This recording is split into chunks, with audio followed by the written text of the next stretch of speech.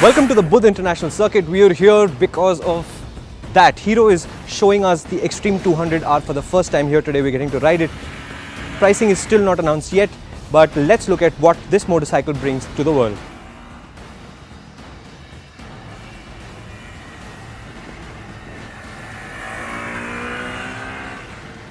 Of course, you've seen the motorcycle before. It was one of Hero's stars at the Auto Expo, and at the Auto Expo we also got to see the first glimpse of the X-Pulse, which will be a platform cousin of this motorcycle. But let's leave the X-Pulse 200 out of this conversation and let's focus exclusively on the 200R, because I'm telling you there's a lot to talk about, because this is a really nice motorcycle, and it begins with that engine.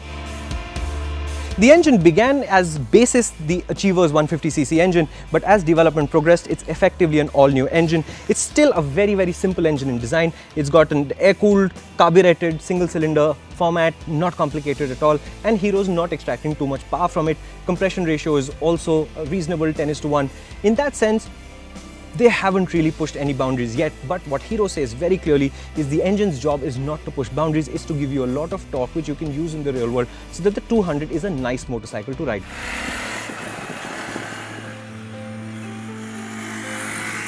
At the racetrack that works, we are maxed out almost the whole of the handling circuit at the BIC, but the motorcycle never feels out of breath or strained. There are no vibrations to complain about, and in that sense they've nailed it.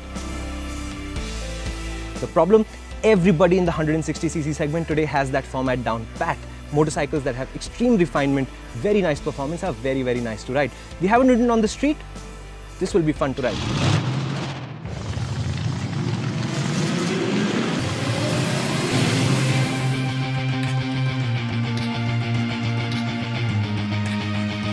The Xtreme's frame is all new. And what Hero has done is it's taken the motorcycle and created what they call the most agile motorcycle they've ever made. I'm going to say that that's not important, because this is one of the most stable motorcycles they've ever made, because it's a really nice bike to ride. So we were riding only the handling circuit at the BIC, and I can tell you we went as fast as we liked. In fact, most of the circuit was taken fully maxed out, and the motorcycle doesn't flinch at all. Between the new front forks, Hero's first monoshock, all of it just works so beautifully around here that this is actually very nice to ride.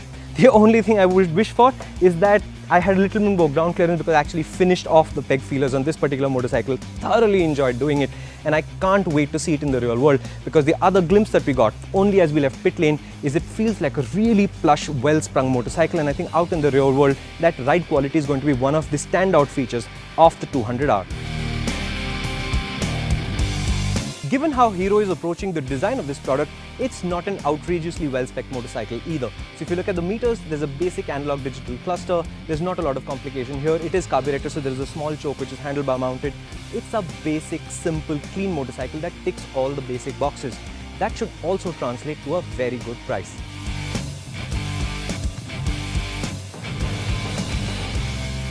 So if you look at how Hero is approaching the product, you understand what Hero is doing, because this is a fairly well-spec'd but simple motorcycle.